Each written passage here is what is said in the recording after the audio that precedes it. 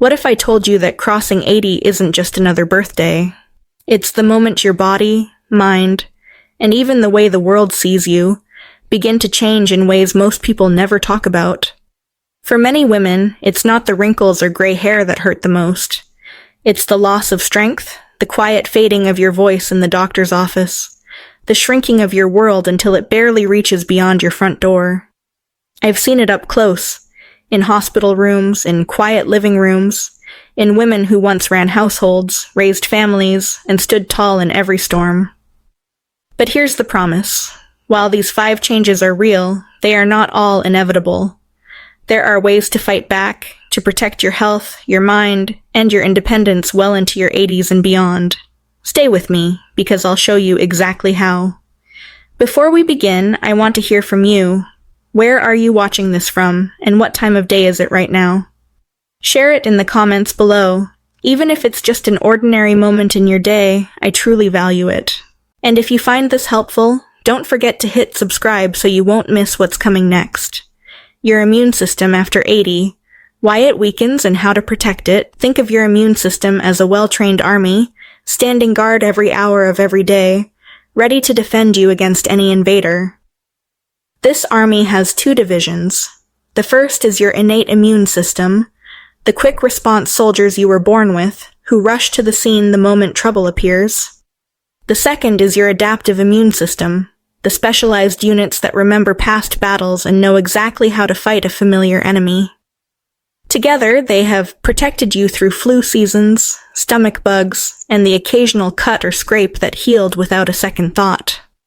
But once you cross 80, this once mighty army begins to lose its edge. The factory that produces white blood cells slows down, meaning fewer troops are sent to the front lines. The soldiers who do arrive aren't as sharp or as quick to respond. Imagine calling 911 during an emergency and the responders show up 2 hours late, confused about what's happening. That's what your immune system can be like at this age. The reaction time is slower, and the aim is less precise. This change has real consequences. An illness that might just be an inconvenience for a younger person, a chest cold, a bout of food poisoning, can become serious, even life-threatening, when you're over 80. Recovery from surgery is slower. A small cut can take weeks to close. A lingering cough may turn into pneumonia before you realize it. And the most dangerous part? The warning signs aren't always obvious. In younger years, a fever might shoot up quickly, letting you know something is wrong. Pain would be sharp, demanding your attention, but for many older adults, infections whisper instead of shout. You might feel a little more tired than usual, a bit weaker on your feet, or slightly confused. These subtle changes can be easy to brush off. I didn't sleep well, or I just need to rest. But they can also be your body's quiet plea for help. I remember visiting a patient, Mrs. Lawson, who had always been active in her church and loved cooking for her grandkids. One afternoon, her daughter noticed she seemed more forgetful than usual and was moving slower. There was no fever, no cough, no obvious pain. But something felt off. A trip to the doctor revealed a urinary tract infection that had already spread to her bloodstream. What could have been a quick round of antibiotics weeks earlier became a hospital stay and a long recovery. This is why I tell every woman in her 80s, never ignore sudden fatigue, confusion, or weakness, even if it seems small. Infections in older adults don't always play by the same rules. Now, here's the hopeful part. While we can't turn back the clock on the aging immune system, we can give it the best tools to do its job. First, keep up with recommended vaccines. The flu shot every year, the shingles vaccine, pneumonia vaccines, and, if advised by your doctor, COVID-19 boosters. These aren't just for prevention. They can be the difference between a mild illness at home and a dangerous hospital stay. Second, feed your immune army what it needs to stay strong. That means protein-rich foods, chicken, fish, eggs, beans, along with nutrients like zinc and vitamin C. Zinc is in foods like lean meats, nuts, and whole grains. Vitamin C can be found in oranges, strawberries, bell peppers, and even a glass of tomato juice. Third, remember that much of your immune system lives in your gut. That's right, trillions of bacteria in your digestive tract help regulate your body's defenses. Support them with probiotics from yogurt, kefir, or fermented vegetables, and prebiotics from foods like bananas, onions, and oats. A healthy gut can mean a stronger overall immune response. Finally, be alert to your body's signals. You know yourself better than anyone. If you suddenly feel off, even in a way you can't quite describe, tell someone and call your doctor. It's far better to be checked and reassured than to wait and risk things getting worse. I've seen women in their 80s and even 90s stay healthy and independent because they took these steps seriously. They didn't ignore the whispers their bodies sent. They gave their immune systems every possible advantage, and in return, their bodies fought harder for them. Yes, aging changes your defenses, but you are not powerless. By understanding what's happening, staying proactive with prevention, and listening to your body's quiet warnings, you can keep your immune army strong enough to protect you for many years to come. And that, I believe, is worth fighting for. When muscle loss speeds up, understanding and fighting sarcopenia. After 80. Sarcopenia is a medical term that sounds distant and technical, but its impact is something many older adults feel every single day. It simply means the loss of muscle mass and strength. Your muscles are more than what helps you lift groceries or walk up the stairs. They are the foundation of your balance, the engine that powers every step, and the key to your independence. Muscle loss begins earlier than most people realize. By the time we reach 30, our bodies naturally start losing 3 to 5% of muscle mass each decade. For years, this change is slow and hardly noticeable. But after 80, if nothing is done to stop it, the decline accelerates dramatically. It's not unusual to lose 30 to 50% of total muscle mass at this stage, and that loss affects everything, from how quickly you can stand up from a chair to how safely you can step off a curb. The dangers go far beyond feeling a little weaker. With less muscle, your ability to keep your balance drops sharply. A stumble that you might have caught yourself from at 60 could now send you to the ground. Falls become more common, and the risk of a fractured hip rises. And here is the hard truth. Once you've had a serious fall, the path back is much steeper. It often starts with one accident. You fall, you end up in the hospital, and you spend days, maybe weeks, in bed. That bed rest causes your muscles to shrink even faster. By the time you're discharged, you're weaker than before. Rehab might be rushed, underfunded, or simply not enough to rebuild what was lost. Soon, you find yourself relying more on others, maybe needing full-time care, all because of a chain reaction that began with muscle loss. I've seen this cycle happen too many times. One of my patients, Mrs. Campbell, was 82 when she slipped in her kitchen. Before the fall, she still drove to church, cooked her own meals, and tended her garden. After a hip fracture and 3 weeks in a hospital bed, she could barely walk across her living room. But here's the inspiring part. She fought back. With a carefully planned exercise routine, proper nutrition, and determination, she regained enough strength to get rid of her walker within 6 months. So, what can you do to keep your muscles strong after 80? First, let's talk about protein. Many older adults underestimate how much they need. A good target is between 1 and 1.2 grams per kilogram of body weight each day. That means if you weigh 150 pounds, you're looking at about 68 to 82 grams of protein daily. Spread it across meals and include sources like chicken, turkey, fish, eggs, beans, and dairy. Next is resistance training. This doesn't mean you need to join a gym or lift heavy barbells. Light weights, resistance bands, and even body weight exercises like chair squats can send a strong message to your body. Hold on to this muscle. Aim for 2 to 3 sessions a week, and always focus on safe, controlled movements. If you're unsure where to start, a physical therapist or a senior fitness class can guide you. Vitamin D is another important piece of the puzzle. It helps your muscles function properly and keeps your bones strong enough to support them. Many older adults have low vitamin D, especially if they spend little time in the sun. Your doctor can check your levels and recommend a supplement if needed. Pairing vitamin D with calcium-rich foods can give your bones and muscles the support they need to work together. Fighting sarcopenia is not about chasing youth. It's about protecting the independence you've worked for your entire life. It's about being able to get out of bed without help, to carry your own groceries, to reach that top shelf without worrying you'll lose your balance. Every bit of strength you keep makes a difference in your daily life. If you take away one thing, let it be this. Muscle loss is not inevitable, even after 80. The decline may be common, but it's not a life sentence. By giving your body the right fuel, challenging your muscles regularly, and paying attention to key nutrients like vitamin D, you can slow, and in many cases, reverse, the process.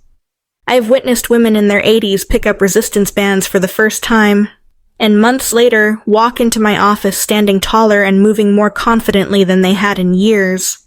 That kind of change isn't just physical. It brings back energy, joy, and the belief that you still have control over your future. Yes, aging will try to take your strength, but you have the power to take it back. One meal, one workout, one determined choice at a time. And the sooner you start, the longer you can hold on to the freedom that strong muscles give you. Becoming invisible in the healthcare system.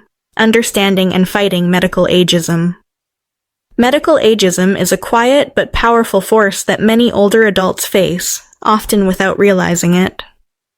It's the tendency for healthcare providers to overlook, minimize, or dismiss medical needs simply because of a person's age. It can sound like an offhand remark, "At your age, we wouldn't recommend that test." But behind those words can be a decision that changes the quality and length of your life. When you've lived 8 decades, you've already fought through illnesses, raised families, and navigated life's storms. You deserve medical care that respects your history and honors your future. Yet, ageism can creep into exam rooms in subtle ways. A doctor might speak to your adult child instead of you, even when you're perfectly capable of answering. A nurse might assume you wouldn't want aggressive treatment without asking your opinion. You might mention a new pain or symptom, only to be told, well, that's just part of getting older. The danger here is not just hurt feelings. It's lost opportunities for diagnosis and treatment. Skipping a test because of your age could mean missing a problem that's still treatable.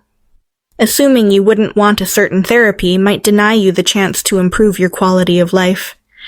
And when decisions are made without your input, your sense of control over your body, your health, and your future starts to slip away. I once met a patient named Helen, who was 84 and still driving, volunteering, and gardening. She developed sudden shortness of breath and went to the emergency room. The first doctor she saw suggested sending her home without testing, saying, "It's probably just your age catching up with you." Helen's daughter insisted on more evaluation, and tests revealed a treatable heart condition. With proper care, Helen recovered fully and returned to her active life. Without that advocacy, the outcome could have been very different. So, how can you protect yourself from becoming invisible in the healthcare system? Start by asking direct, specific questions. If your doctor suggests skipping a test or treatment, say, "If I were 60, what would you recommend?" This frames the conversation in a way that challenges assumptions and puts the focus back on medical facts, not age stereotypes. Next, request a full explanation of all available options, from the most aggressive approach to the most conservative. Ask about the potential benefits, risks, and expected outcomes for each one. This gives you the information you need to make choices that align with your values, your lifestyle, and your goals. Bringing a trusted friend or family member to appointments can also make a big difference. An advocate can help you remember details, ask questions you might forget in the moment, and reinforce that you expect to be treated as an active decision maker. And if you ever feel dismissed, patronized, or unheard, remember this: you have every right to find another doctor. The best providers will listen to you first before deciding what's appropriate. They will see you as more than a date of birth on a chart. They will see you as a whole person, with experiences, preferences, and a life worth protecting. Medical ageism may be common, but it is not unbeatable. By speaking up, asking questions, and surrounding yourself with people who will support your voice, you can make sure your healthcare decisions are made with you, not for you. You've spent a lifetime taking care of others. Now it's time to demand that the system takes proper care of you. Yes, the world may try to make you invisible as you get older, but with the right tools and a determined spirit, you can make sure your presence, and your needs, are impossible to ignore.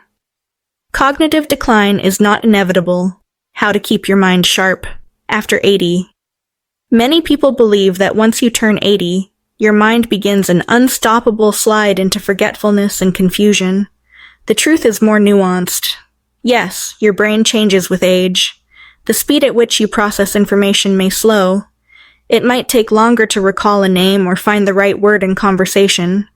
Multitasking, which once felt effortless, can become more challenging. But these shifts do not mean your intelligence, wisdom, or life experience have vanished. They are still there, waiting to be used, and they can remain strong if you know how to nurture them. One key concept scientists use to explain brain resilience is called cognitive reserve. Think of it as your brain's backup system, built over a lifetime of learning, problem-solving, and social engagement. When one part of the brain slows down, other areas can step in to compensate, but only if you've developed that reserve through an active and engaged life. Unfortunately, many people fall into what I call mental retirement after 80. They stop challenging their minds. They spend long stretches of the day alone. Conversations become rare. Television or repetitive routines take over. And slowly, without realizing it, they starve their brain of the stimulation it needs to stay strong. I think of my patient, Margaret, who was 85 when I met her. She had been feeling foggy and feared she was developing dementia. But when we talked, I learned she had moved to a quieter neighborhood, stopped driving, and rarely saw friends. Her days were mostly spent watching TV and doing light chores. She wasn't sick, she was mentally undernourished. When she began attending a local art class twice a week, calling friends daily, and going for short walks, her clarity and energy returned within months. She hadn't lost her abilities, she had simply stopped using them. So, how do you keep your mind sharp after 80? First, make social interaction a priority. Research shows that isolation doubles the risk of cognitive decline. Human connection stimulates multiple areas of the brain, strengthens memory, and even improves mood. It doesn't have to be complicated. Regular phone calls, community groups, book clubs, or even chatting with neighbors can make a difference. Second, give your brain something new to chew on. Learn a language, try painting, take up a musical instrument, or start writing your life story. Novel activities light up different parts of the brain, building new neural pathways and strengthening existing ones. It's like cross-training for your mind. The more variety, the better the results. Third, don't underestimate the power of physical activity. Walking, gentle yoga, tai chi, or light aerobic exercise improve blood flow to the brain and encourage the growth of new brain cells. In fact, regular walking has been shown to increase the size of the hippocampus, the part of the brain responsible for memory. You're not just exercising your body, you're nourishing your mind. Nutrition plays a big role, too. Omega-3 fatty acids from salmon, sardines, walnuts, and flax seeds support brain cell health. B vitamins found in leafy greens, eggs, and fortified cereals help maintain nerve function and energy levels. And don't forget hydration. Even mild dehydration can cause fatigue, confusion, and trouble concentrating. Aim for steady fluid intake throughout the day. Here's a fact most people don't know. Women over 80 who stay mentally active can significantly reduce their risk of Alzheimer's disease, even if they carry genes that increase the likelihood of developing it. Your daily choices, the conversations you have, the hobbies you pursue, the walks you take, are more powerful than your DNA in determining how well your mind ages. It's normal to feel concerned when you notice small changes in your thinking. But instead of retreating, that's the time to lean in. Give your brain challenges, connection, movement, and nourishment. The goal is not to avoid aging. It's to age with a mind that stays curious, engaged, and ready to meet each day. I've seen women in their 80s and 90s take control of their cognitive health and live vibrant, intellectually rich lives. They read books they never had time for when they were younger. They join clubs, debate ideas, and learn new skills. And they prove every single day that while aging may change the pace of the mind, it does not have to steal its strength. Yes, the years bring change, but they also bring the chance to invest in the most important thing you carry with you, your mind. And that is a resource worth protecting, nurturing, and celebrating for as long as you live, keeping your world wide open. After 80, why it matters and how to do it. For many older adults, the shrinking of their world doesn't happen in one sudden moment. It begins quietly, almost unnoticed. A close friend moves away or passes on. You stop driving at night, then stop driving altogether. The weekly coffee group disbands because too many members can't make it. Without realizing it, the radius of your daily life gets smaller until your world is contained within the same four walls day after day. At first, it might feel like a natural slowing down, even a relief from busy schedules. But over time, the effects can be profound. Without new experiences, fresh conversations, or changes of scenery, your energy begins to fade. The excitement you once felt for small pleasures, a trip to the store, a walk in the park, a dinner with friends, starts to dim. Motivation to dress up, go out, or engage in activities weakens.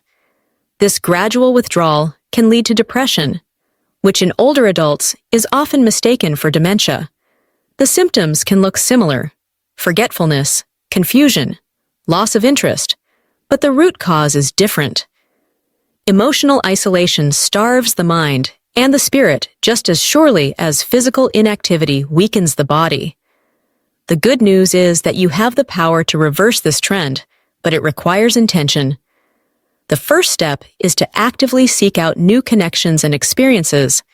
Join a community group, take a class, or volunteer for a cause that matters to you. Whether it's reading to children at the library, helping at a food pantry, or joining a local walking club, the act of showing up creates momentum.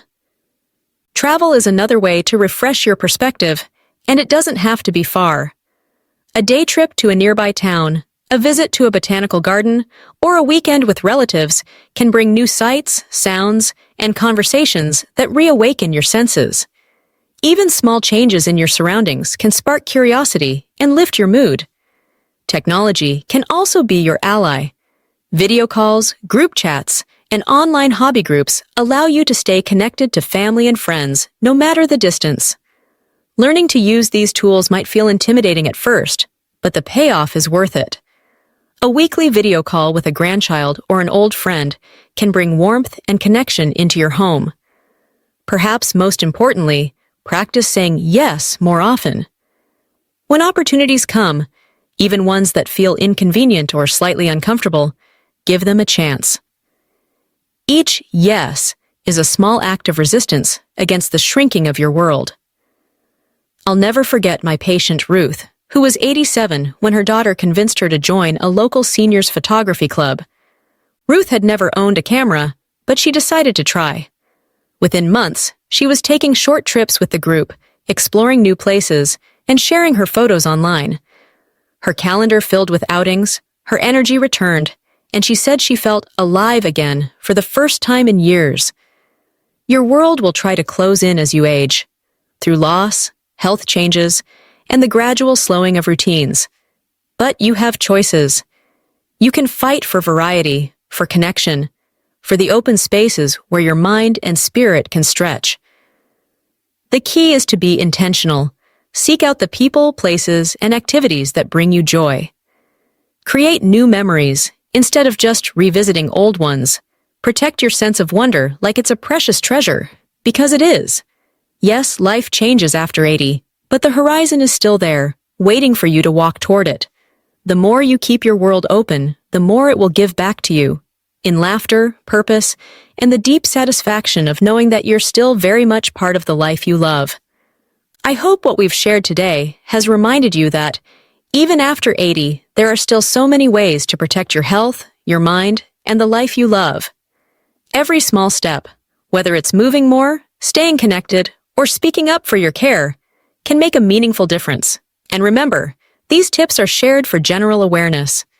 If you're facing any health challenges, be sure to check with your doctor before trying anything new. I'd love to hear from you. What's the biggest lesson or encouragement you're taking away today?